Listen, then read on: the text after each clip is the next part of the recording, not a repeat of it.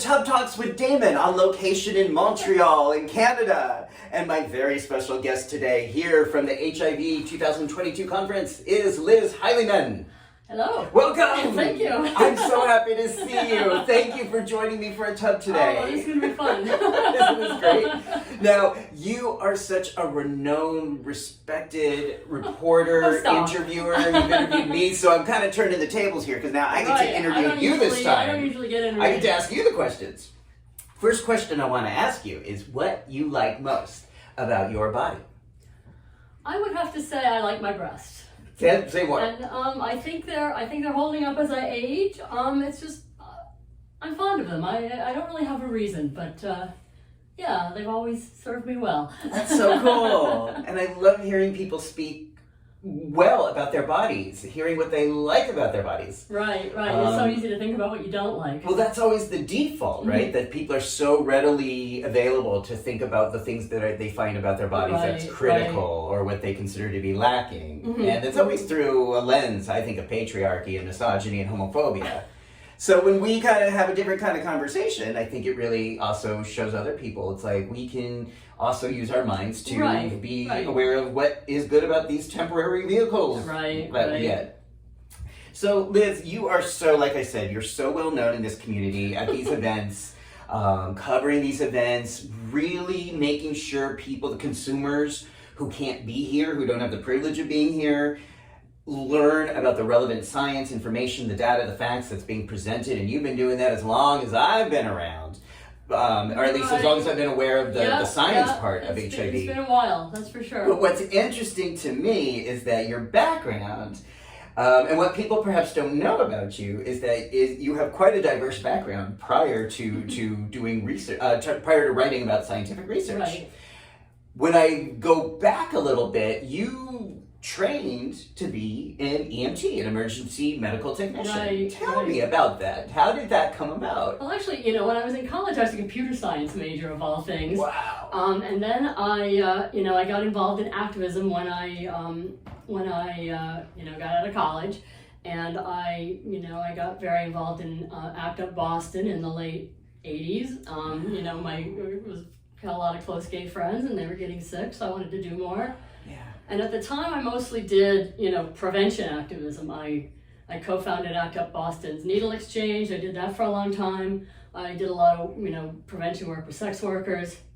What did that look like at that time, in the 80s, prevention work with sex workers? It was largely awareness. It was largely condom-based, fighting stigma. There was always sort of an idea that, you know how it is. It's like not sex positive. It's like if we criminalize sex work or, ban it, that will it prevents HIV. But, if people can't work safely, they're going to work perhaps not so safely. So I think it's really important to take a harm reduction view around that as well. And in the late 80s, that was really revolutionary. Well, yeah, it was, and sex workers were among the first people that were really active in the HIV response because they knew, they were in danger and they wanted to protect themselves and their communities as well as their clients. How did you start volunteering to help people with this? It was mainly, I was kind of into activism and, through my friends, I joined ACT UP and Needle Exchange was new at the time. There'd been a couple of places that had done it, but it was illegal almost everywhere. It was legal in Boston. So it was something we kind of did underground and, I kind of was, anarchist minded. So I liked doing something that wasn't controlled by the state, that, was kind of a do-it-yourself with the communities involved. Now, was that involving, outreach, going out, we went, doing we outreach gave on the out streets? needles and condoms to people on the streets, In Boston, The Fens, if you're familiar with Boston, it's like the big cruising area. Okay.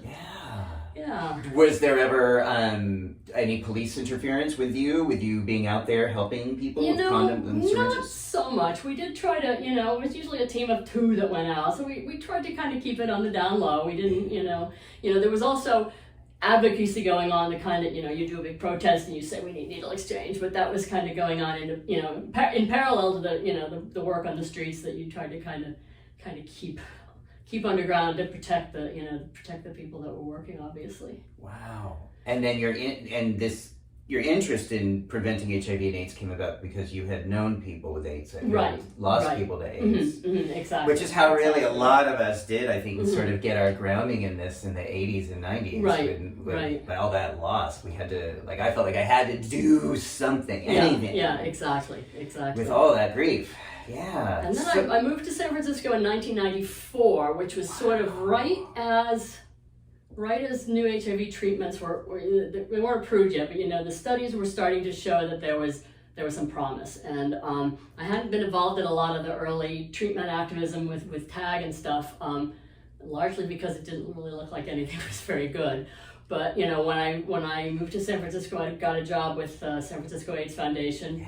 They did a publication called Beta, which was the Bulletin of Experimental Treatments for AIDS, and I was on their staff. So I started. I back up a step. When I was in Boston, I started getting more interested in the science of HIV. So like I said, I'd studied computer science when I was an undergraduate, but then I went back to Harvard School of Public Health and took their night program.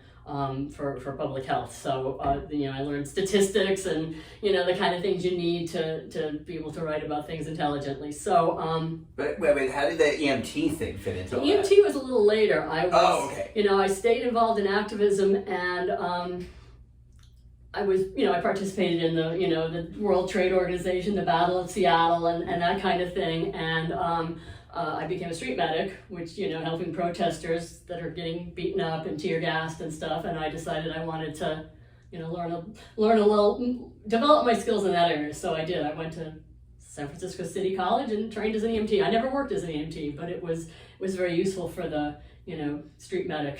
So say more what a street medic is. I don't think a lot of people understand that term. It's kind of a movement that grew out of do-it-yourself activism. It basically a lot of it was health and safety. Helping protesters with whatever on the streets, but in sort of the wake of the Battle of Seattle and protests that followed that, people were getting tear gassed and pepper sprayed and shot with rubber bullets. So. The sort of street medics needed to step up our skills a little more compared to, giving somebody a Band-Aid and some suntan lotion. So was the Battle of Seattle an ongoing No, thing? it was the World Trade Organization met there in late 1990, and people came from all over the world to protest them. And during that era, there were sort of several summits, World Trade Organization, World Economic Forum, these various things that, where the powers that be come and decide about our lives and the climate and the environment and everything. Access to drugs was a big thing that coincided with the time when people were trying to get access to HIV treatment in Africa. It was very limited, and part of the limitation was due to patents and people hogging the drugs, something we see today with drugs and vaccines, sort of changing the patent system so people in lower and middle income countries could have access was a big part of that. So that went on for a few years until sort of 9/11 happened, and that kind of put a damper on that because police really cracked down and activism changed. So you were doing as a street medic, you had been volunteering through the 90s. Yeah. And again, so that is when if somebody's hurt during a protest, if someone's beaten during a protest. Right, if someone's tear gassed during a protest. And now, we were really wonky about it. We had all these protocols for, what's the best way to treat tear gas, and we argued about it. What is the best way? Well, it used to be thought that, if you had, like liquid antacid and water, and we argued over what proportions of liquid antacid water you needed, but now everybody's just like, just use water, use your water in your brain. And one of my favorite street medic teachers or mentors, I guess, her saying was, your best first aid kit is your brain. Mm-hmm.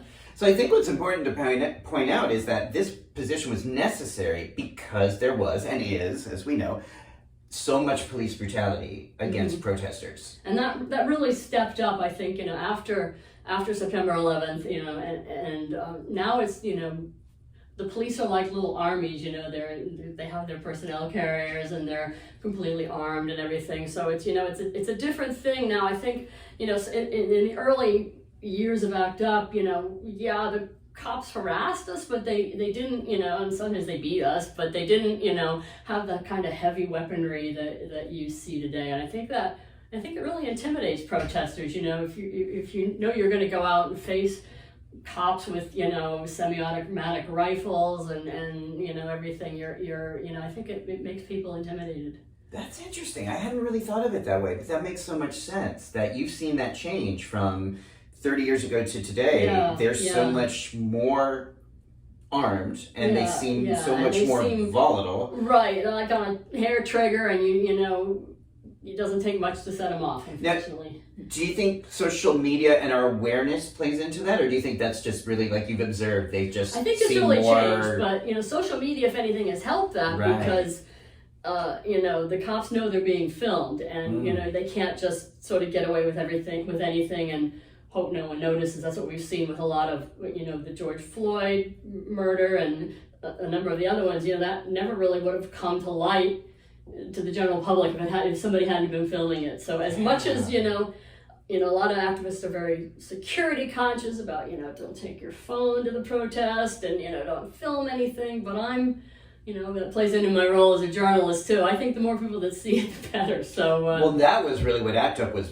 working with VHS tapes in the 80s. That so much of it was being documented and recorded. Right. So they were really on the forefront of that. They knew a lot of the ones in New York were worked in media or were adjacent to media in one way or another. So they really did. They knew that they had trainings about how here's your message you want to get on the news. It can't be more than one line, and no matter what question they ask you, you tell them your message. And a lot of us got some good experience about that we're seeing today. I think in that there was a monkeypox protest today at the International AIDS Conference because the vaccines for monkeypox is we already had a vaccine. It wasn't like COVID where one had to be developed, but it wasn't available. It was, nearly 1 million doses were sitting in, at a factory in Denmark, waiting for approval. And, the old ACT UP spirit kind of came back. I mean, with monkeypox at first, the messaging was, it's not a gay disease. And strictly speaking, it's not. Anybody could get it from kind of close personal contact. But it became increasingly clear who was, in fact, getting it. And, it was the gay, bi, and trans community. And that same spirit kind of came to the fore to say, like we're going to demand what we need. And one thing is a little different from, from ACT UP. It's like in ACT UP, people did go on to do global activism after, the HIV drugs were approved, here in the US and in Europe. And then it was like, why aren't people in Africa getting it? And many people who were American and European AIDS activists went on to do global access activism, but here with the monkeypox, it's starting right there, right away. It's like we need it here, so people aren't waiting in 9-hour lines, and people in Africa need it too. And we can't do the same thing with COVID vaccines, where we're getting our third and fourth shot to low risk people, while high risk people elsewhere aren't getting any.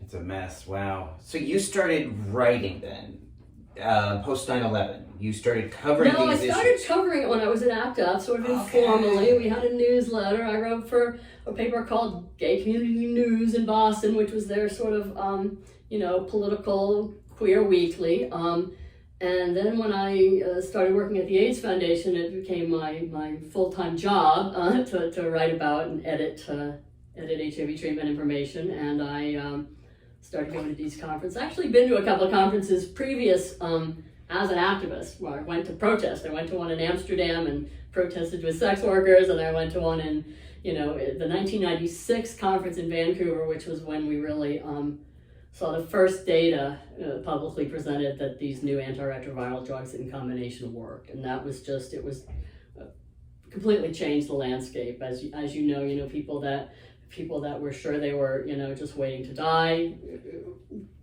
became well again and went on to live their lives. So you were there. You were covering this when that news broke that these life-saving. It's funny because I was not covering that session. I was covering the protest outside. Okay. And I covered the protest outside at the 1990 conference in San Francisco. And after that is when I started to be inside listening to the science and sort of translating the science. But, it started covering the protesters on the street. Wow. Okay. What were they protesting? Do you remember in '96? I mean, was it kind of just the same? Everything. Drugs weren't getting tested and approved fast enough. There wasn't funding. People didn't have access. There was, discrimination against people living with HIV. Protest about criminalizing HIV. Protesting world leaders who weren't doing enough. Gosh, that sounds like exactly what's happening today. Much of what it is, but I think today we do have, we have the ear of the, the medical establishment and people in government more than we did. It's like you see people like, like Chloe Orkin, who's a British researcher that spoke about monkeypox the other day. She called herself a clinician activist. It's like, people that came out of activism. Some of them went on to, to go to medical school and learn about, the science, and some of them went into government and are doing policy. So I think we have, it doesn't feel like quite as much of it feels like there's people on our side, on the inside, which isn't to say that governments work fast. They never really do. Wow. So back then, that meant coming to a conference like this, getting the facts, writing an article, and then getting it to print as soon as possible. It did, and I can remember, at the '96 conference, I can remember, taking photos of a protest, bringing them to the 1 hour camera shop, bringing them to FedEx and overnighting them to the Bay Area Reporter, which, thank God we don't have to do that anymore, because that was a drag. Were fax machines helpful back then? I think we probably used fax machines. It was the very early days of email. I can remember at the 1990 protest in San Francisco, ACT UP had these, cell phones that were like this, like bricks. And, they were always sort of at the forefront of activist communication, but it wasn't very sophisticated at the time. So that has made a big difference. The fact that we can just get out, you don't have to be there. You can be remote and still cover it. And all the protesters are not just being filmed by journalists, they're filming themselves, and that's really been a great development. Now, once social media and like Facebook came about, how did that make your job and your function here easier or harder?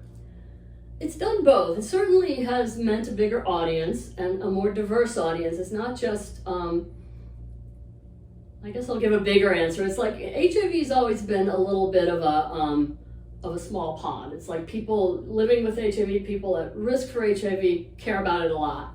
But the general public didn't care about it that much. If something like the development of effective treatments in the mid-90s was notable, Timothy Ray Brown being cured was notable. There's these big things that make the New York Times, but I've largely worked for, community publications or sort of specialty publications like, Pause Magazine and AIDS Map that are really directed to, the people living with HIV, at risk for HIV, and the providers and community organizations that treat them.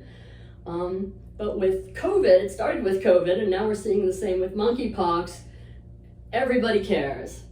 And everybody's putting out information, and sometimes it's really bad information, unfortunately. And it kind of, I feel like I spend a lot of time debunking nonsense that I would really rather spend doing something else. But, you got to put it, if someone's telling you that, you're getting monkeypox from a toilet seat or from rats in the sewers or something, you can't just let that go, because people are going to believe it. And, especially if it's coming from people who are doctors. And so it's, that's made that part of the job more difficult. But at the same time, I feel like I have, experts from all over the world. And, we have, with monkeypox, it's like, people in Africa, researchers and doctors in Africa have been seeing this for decades, and nobody paid any attention to them. So now it's like the fact that I can, be in contact with some of these researchers via Twitter, it's great. It really has made a big difference, I think. Now, here's one of the things that I think would be hard, which I think could be frustrating. It's like,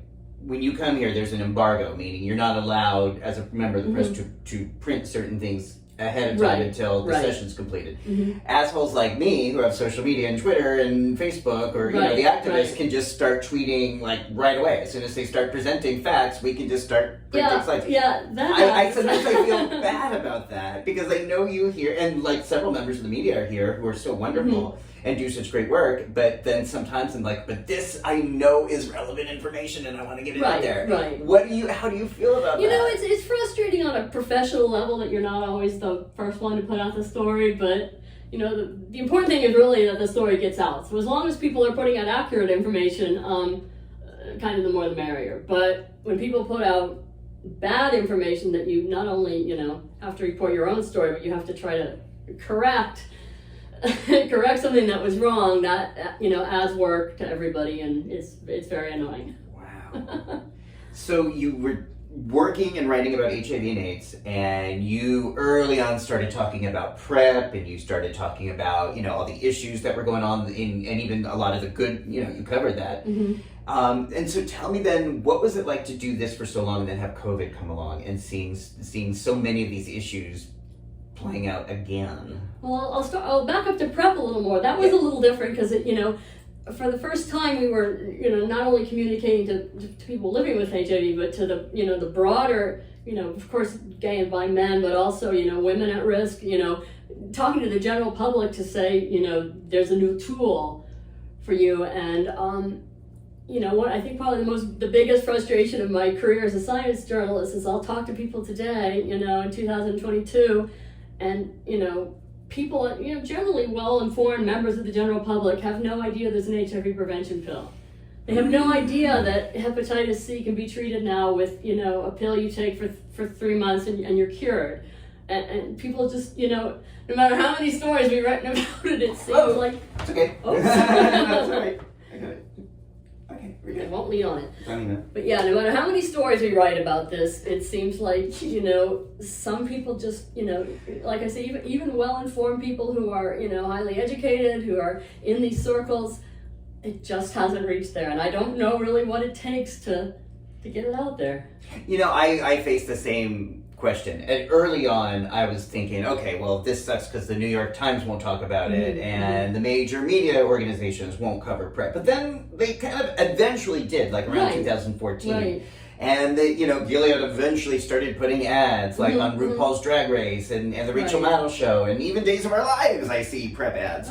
So it's like, it makes me wonder, like, so what does it take for people to acclimate or assimilate new information? I don't know. You know, it's a hard dilemma, and I think it's certainly one that journalists have always faced. You know, there's a segment of the population that will, you know, be on their social media and just lapping up every bit of information that comes out, and there's others that, you know, they just don't hear about it. And, you know, certainly in, you know, more marginalized populations, people that, you know, might not trust the healthcare system, you know, there's sort of resistance to it. But even among people that, you know, seem like they're pretty clued into the news and stuff, it doesn't always reach them. Wow. Do you feel like the U=U message has gotten out there more effectively than the PrEP message?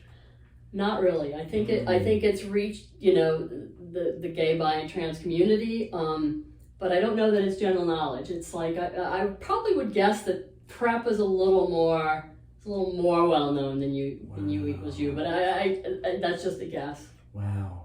So this you may have already just answered this, but I wondered, like, so what keeps you going? What keeps you inspired to continue to do this work and do your writing and helping us this way? Okay, well, this is going to sound really bad to say, All right. but something like monkeypox and, you know, COVID in the early days of monkeypox is very exciting because it's something new. Yeah. And HIV, you know, was really exciting to write about when there was a lot of new treatments coming out. It was fantastic. You'd learn new things and write about it, and you know, but now that, you know, HIV treatment is very good, there's not a lot to say about it from a scientific, you know, there's a lot to say about implementation, there's a lot to say about policy, there's a lot to say about access, but in terms of, you know, the long-acting injectable PrEP was an exciting new thing over the past couple of years, and now the they're talking about HIV medications that can potentially be taken once every 6 months, maybe a PrEP implant that could be used once a year. Those would be fantastic. But a lot of it is just, the sort of hard plotting work of getting it out to the people that need it, figuring out how to do that. And, as a sort of a more medical journalist, that's not really my field of expertise at all. But, monkeypox, like, wow, something new. New, but and yet the themes are so much the same. Yeah. But it is something different. It's an old virus, but it's being rebranded in a new way. But I mean, the impact of it is definitely novel for today. And it seems like the way it's transmitting is within sexual networks is something that may not be that new, but it's the first time we've paid attention to it in Western countries. So. Why do you think? Now, we may know this by the time people watch this, we may know more. Because right now we don't know a lot about monkeypox. Right. But what do you think, 3 months from your old. point of view, if you had to speculate, what do you think has led to this current epidemic of monkeypox in the world that has just suddenly emerged in recent months? Why? Why now? Basically, it has been, it's been sort of an endemic virus in Africa for a long time, but it was always thought to be, fairly hard to transmit. People got it from rodents often, and then they might transmit it to, a couple people, and, but it was, with contact tracing and stuff, it was fairly well contained because it didn't really spread all that fast or all that easily from person to person. But once it sort of hit these sexual networks of gay and bi men, and then, it sounds stigmatizing to say it, but it's true. It's data. It's data, and, gay men do have more sex than other groups. And, yes. A lot of people, I get the resistance to sort of saying that like it's airing dirty laundry, but I think that just reflects sort of a shame about sex. It's like, well, yeah, if you have more sex, that's fine. Just do it responsibly. Yeah. And the idea that we want to hide that because, like, and I do hear, it seems to come from straight people on social media a lot saying, like, gay men it's a myth that gay men have more sex than anybody. It's like, well, not really. No, so here's in my opinion, I think it's a fact. We gay bisexual men generally tend to have more sex than heterosexual counterparts. Mm-hmm. That's part of, not everyone chooses that, but as a group, as a cohort, we have more sex. I think that's a source of joy. Mm-hmm. I think that gives us a different narrative on the world. Right. And this is why we need PrEP. I mean, this is why we need U equals U. The whole thing about U equals U. We need monkeypox vaccines. Exactly. So we can't have it both ways. We can't say that PrEP and U equals U are necessary and then say, but those sluts don't, are right. Better not to be sluts. It's like, no, we are sluts. And people who know me in these interviews know that that's a term that I use with much affinity for anyone who is sexually empowered in the gay bisexual male community, that we often enjoy sex with multiple partners more so than our heterosexual counterparts. So, but that also means that, so you're saying that gave monkeypox a really... it does seem to be, I don't know the data on this, I don't even know if the data exists, but, say monkeypox is as equally transmissible from one act of anal sex and one act of vaginal sex. If you have a lot more acts, it's going to go up. And the researchers call it concurrency, when you have sex with multiple people sort of at the same time or in quick succession. That makes a big difference. Concurrency. Okay. And the travel we saw, it's like it was early on in Europe, it kind of went from the kind of city to city that are kind of like the party cities that gay guys go to. Mm-hmm. And it was interesting to me just having sort of covered those outbreaks of sexually transmissible. I don't know if we even call hepatitis C sexually transmitted or not, but clusters of hepatitis C among gay and bi men. It was all the same cities. It was Amsterdam and Berlin and New York and Paris and London and then monkeypox. It was in the same one. So I think a lot of people out there never heard of a sexually transmitted hepatitis C among clusters of gay men in major cities, but monkeypox looked very similar in some ways. Yeah. And I would say it's not the data. I always mess that up. I don't know. Data. Okay. It's not the data that is stigmatizing, it's the contortion of the data. It's the lens by which people perceive it. that to me is where stigma comes from. The data are numbers. Numbers are numbers. Numbers are facts. Right. It is, if someone uses those numbers to say, oh, your life matters less than mine because I am morally superior to you, that's stigma. And I'm going to now try to harm you, threaten you with violence, have you lose your job, your house, your kids. Exactly. That's stigma. That is not the data. That's the stigma. And I think that's an important difference when people are having these conversations. I mean, we're seeing, a wave of kind of homophobia and transphobia in the U.S., even, at the level of our national legislature passing laws. And it's, it happened before monkeypox, and homophobes are going to be homophobes. It's not really like if we hide the fact that monkeypox is more affecting gay men that they're going to stop being homophobes. And it's just, I don't think we can tailor the message we should be giving to our communities in the hopes that we don't set off Fox News. Right. I mean, so they're going to think whatever they want to think. And it's going to be bad. We know it's going to be bad. We know people are going to when there's a monkeypox case in a child, which is perfectly, expected because you can get it through close household contact. Gay men, of course, have families and household members that aren't gay, and but people are using it to say, like, these kids must be sexually assaulted or whatever. It's absurd, but it's the kind of, groomer message that's being put out there. Monkeypox is perfect ammunition, but if it wasn't that, it would be something else. Well, same thing in the 80s. I mean, this is, again, it's so weird for me to live long enough to see history repeat itself. It was the same thing with AIDS. It was the dirty homosexuals because they're so promiscuous. And no one really in the U.S. cared about that until normal people got it. Life magazine had their whole cover in 1985. Now everyone's afraid of AIDS. And they had a baby on there. It's like, oh, now the babies are getting infected. So it's the homosexuals are really bad. Yeah. And so it's like, why do we have to do this again?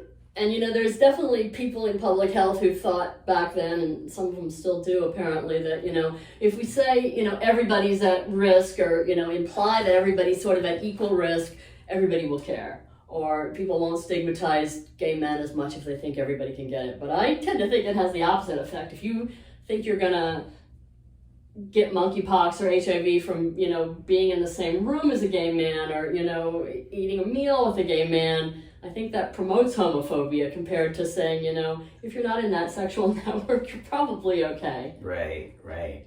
I'm old enough, I don't give a shit about stigma. I don't care what people think. But that's also, I recognize a privilege I've had on my part because of where I'm at in my world professionally, and just because I'm too old to care about that shit now. But just this idea of like, okay, so if there's the straight community that hates me are gonna hate me. They always have.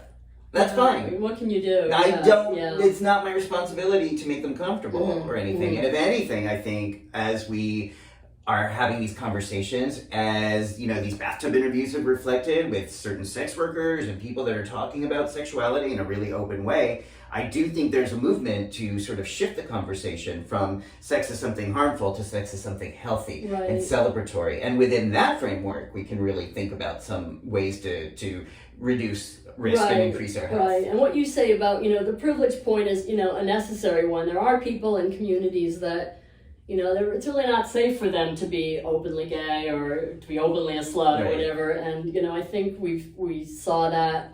It's just information that, I'm becoming aware of now. But, there may have been sexual transmission of monkeypox in Nigeria, a couple of years ago that no one recognized it as such because, when sex is heavily stigmatized, when it's criminalized, of course, nobody wants to come out and, admit that they have monkeypox because that might mean they're gay. And, I think here, there's parts of the U.S. where that's still going to be the case, in the South especially. And, I've been really grateful to the gay men that have gone on social media and, mainstream media and said, I have monkeypox, this is what it looks like, this is what my experience has been. I'm sure that's very hard to do, and, they're in a position that they can do it, but I'm glad that they're doing it. Yeah, I think that's really brave too. So I guess now you have been serving, and that's partly why I wanted to do this interview with you, because your service to the gay community, but to the world, by helping us, being a medic, a street medic for all those years, a writer, someone who's really seeking to help people learn facts and help people literally on the front lines. Thank you for your service. And I guess I'm thinking, like, what, if anything, at this moment in our history gives you hope? Does anything give you hope about what we're seeing today or about the future we're having?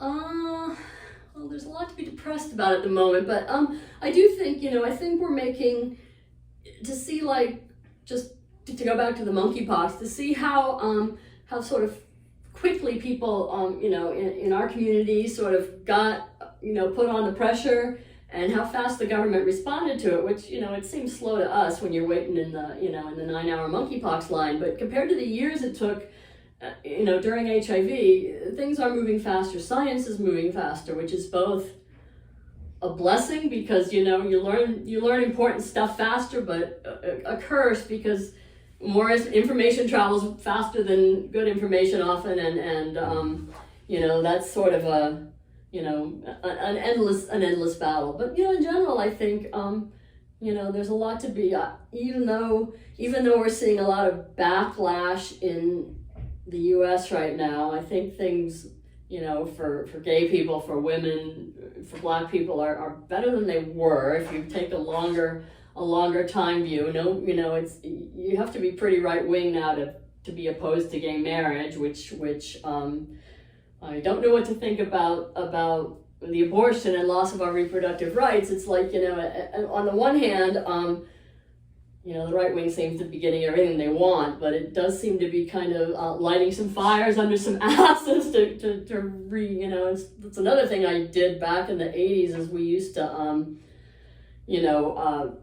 teach women to do menstrual extraction, which is sort of a very sort of early, don't even know whether to call it an abortion method. It's like, if you miss a period, you kind of can bring it on with various methods. But that was, a very different thing in the 80s, before the 80s, if you didn't, have your period, you had to panic. And now it's like, well, there's a morning after pill you can use for 72 hours afterwards. And there's abortion pills now, so you don't need to try to, it's going to be a lot easier to underground a pill than it was to underground a surgical procedure. So that is, again, got good points and bad points to it. And, the sort of the way PrEP has gone, the way of contraception has just been great. First you had your pill, everyday pills, and now you're having your injections, and you might have, pills you don't have to take as often. Now they're talking about combining contraception and HIV prevention in the same pill, which is going to be great for women. So, those have been interesting parallels over the years. Wow. What keeps you going when you get down? What keeps you going throughout all these years, all these decades? Your perseverance. Well, what keeps you moving? I guess just, wanting to get information out there. I mean, it is my job. And sometimes I'm like, I really would like to do something different. That, because I feel like a calling more than it's a calling. But I would. There are times when I'd like to, and I've done it a little bit about monkeypox. I would like to write about other health issues that are sort of interest to a wider public, for a wider audience. Mm-hmm. Because I think HIV is, I don't want to say solved. It's not solved, and a lot of the cure research is ongoing. But if people have access to good drugs and PrEP, it's much less of a problem than it used to be. Yeah. Put it that way. What needs to be solved is more the implementation and the access. But I'd love to write about more health things just for more people. Great. Is there anything I haven't asked you that you want to share with the viewers, share with the world? Oh, wow. Let people know about you? I think I've talked about almost everything. I rescue research beagles that are used in medical research. What do you mean rescue? They use beagles for testing drugs and things. I mean, a lot of it's unnecessary. They test they used to more than now, it test consumer products and stuff that aren't really necessary to test on animals. But as someone in the medical journalism field, I recognize that some animal research is necessary, but they should always be treated well. And there's a lot of a lot of tests that the FDA requires, animal testing that doesn't really require that, doesn't really need to be done on animals. So they when these dogs are done with their service, they get retired out as pets, and we've adopted 2, and they just liberated 4,000 of them from a research. They breed beagles for this. They liberated 4,000 from a facility in Virginia, so I'm hoping to get my hands on one of them. How many do you have right now? I have one right now. I have one that just passed in January. Oh. So I'm looking for a friend, and so put out the word for the embargoed beagles for one of them to come to Liz. Wow. Okay, if somebody wanted to learn more about that and learn about rescuing beagles, Beagle Freedom Project is a great resource, and they just put the website down. It'll be underneath. If you put Beagle Freedom Project, you'll find it. Okay. And there was just a big article in the New York Times about this mega rescue. The Humane Society has taken them on and is sort of sending them to rescues all over the country. So, wow. yeah. If people want to see your work, follow your projects, what's the best way for them to do The best way to do it is probably my Twitter account, which is @LizHighleyman. Okay, it'll be right there under the... And also I have a LinkedIn where I put up like the major articles I write, I put on there. Okay, like the LinkedIn tree thing. Yeah. Okay. Well, LinkedIn. Oh, you'll give me the link. So LinkedIn is a website where you put up your resume and stuff. But I put my articles on there. But I pretty much try to post everything that I write to Twitter or sometimes to Facebook. So. Cool. Well, how now do you feel about doing this job interview with me? It was great. Yeah, it was very fun. Not as weird as... No, it's not. It's not weird. And I've known you for quite some time. If it was a stranger, it might be weirder. But and I did one monkeypox form this morning, and I'm doing another one this afternoon. So it's my day of being in front of the camera. Well, thank you again. Thank you for all your writing, for all your service, for all you have been doing for many decades now to make our world a happier and healthier place. I am so grateful. Well, thank you, and same to you with your PrEP advocacy. Yeah, I mean, that's so important. We're in this together.